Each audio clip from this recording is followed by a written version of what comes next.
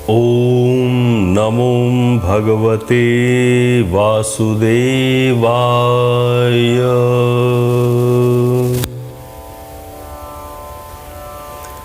मित्रों, संसार का दूसरा नाम मोह है। जहां मनुष्य की आशाएं, अपेक्षाएं और आकांक्षाएं खूब बड़ी बड़ी होती हैं, जिन्हें पूरा करने के लिए इंसान अनवरत प्रयासों में लगा रहता है।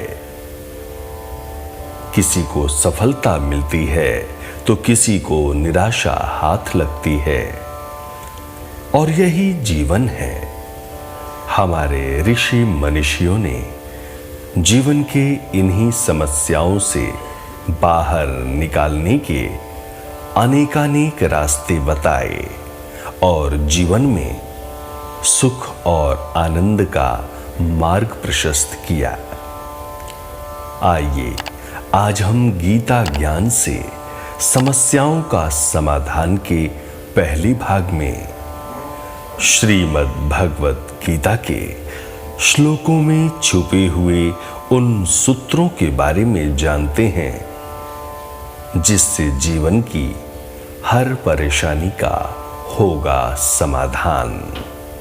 कर्मण्येवाधिकारस्ते मा फलेषु कदाचन मा कर्म फल हेतुर्भुर्मा ते संगोस्त्व कर्मणि। भगवान श्री कृष्ण अर्जुन से कहते हैं कि हे अर्जुन, कर्म करने में तेरा अधिकार है, उसके फलों के विषय में मत सोच। इसलिए तू कर्मों के फल का हेतु मत हो, और कर्म न करने के विषय में भी तू आग्रह न कर। भगवान श्री कृष्ण इस श्लोक के माध्यम से अर्जुन से कहना चाहते हैं कि मनुष्य को बिना फल की इच्छा से अपने कर्तव्यों का पालन पूरी निष्ठा व ईमानदारी से करना चाहिए। यदि कर्म करते समय फल की इच्छा मन में होगी तो आप पूर्ण निष्ठा के साथ वो कर्म नहीं कर पाओगे। निष्काम कर्म ही सर्वश्रेष्ठ परिणाम देता है। इसलिए बिना किसी फल की इच्छा से मन लगाकर अपना काम करते रहो। फल देना न देना, वो कितना देना, ये सभी बातें परमात्मा पर छोड़ दो, क्योंकि परमात्मा ही सभी का पालन करता है। योगस्थः कुरु कर्मणि संग त्यक्त्वा धनंजय सिद्धय सिद्धयोः समो भूत्वा समत्वं योग उच्यते। हे धनंजय, कर्म न करने का आग्रह त्याग कर यश अपयश के विषय में समबुद्धि होकर, योग युक्त होकर कर्म कर। समत्व को ही योग कहते हैं। धर्म का अर्थ होता है कर्तव्य। धर्म के नाम पर हम अक्सर सिर्फ कर्मकांड, पूजा पाठ, तीर्थ मंदिरों तक सीमित रह जाते हैं। हमारे ग्रंथों ने कर्तव्य को ही धर्म कहा है।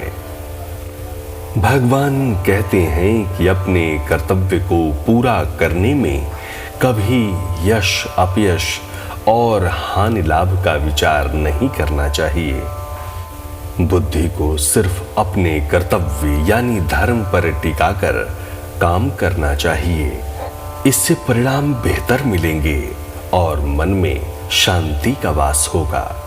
मन में शांति होगी तो परमात्मा से आपका योग आसानी से होगा। आज का युवा अपने कर्तव्यों में फायदे और नुकसान का नापतोल पहले करता है, फिर उस कर्तव्य को पूरा करने के बारे में सोचता है।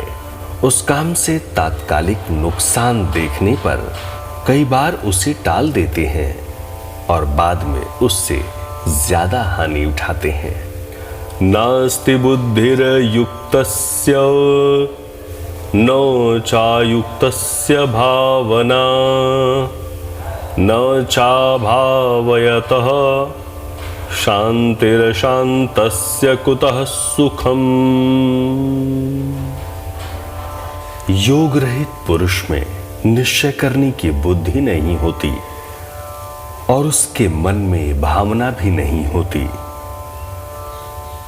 ऐसे भावना रहित पुरुष को शांति नहीं मिलती और जिसे शांति नहीं उसे सुख कहां से मिलेगा। हर मनुष्य की इच्छा होती है कि उसे सुख प्राप्त हो, इसके लिए वो भटकता रहता है, लेकिन सुख का मूल तो उसके अपने मन में स्थित होता है। जिस मनुष्य का मन इंद्रियों यानी धन, वासना, आलस्य आदि में लिप्त होता है, उसके मन में भावना नहीं होती। जिस मनुष्य के मन में भावना नहीं होती उसे किसी भी प्रकार से शांति नहीं मिलती, और जिसके मन में शांति ना हो उसे सुख कहां से प्राप्त होगा। अतः सुख प्राप्त करने के लिए मन पर नियंत्रण होना बहुत आवश्यक है।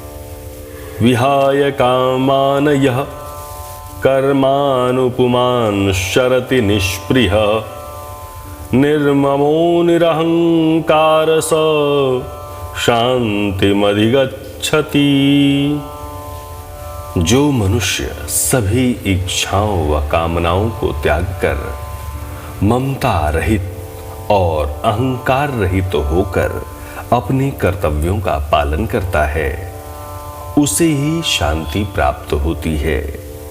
यहाँ भगवान श्री कृष्ण कहते हैं कि मन में किसी भी प्रकार की इच्छा व कामना को रखकर मनुष्य को शांति प्राप्त नहीं हो सकती। इसलिए शांति प्राप्त करने के लिए सबसे पहले मनुष्य को अपने मन से इच्छाओं को मिटाना होगा। हम जो भी कर्म करते हैं उसके साथ अपने अपेक्षित परिणाम को साथ में चिपका देते हैं। अपनी पसंद के परिणाम की इच्छा हमें कमजोर कर देती है।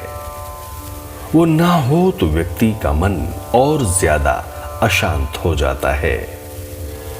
मन से ममता अथवा अहंकार आदि भावों को मिटाकर तन्मयता से अपने कर्तव्यों का पालन करना होगा, तभी मनुष्य को शांति प्राप्त होगी।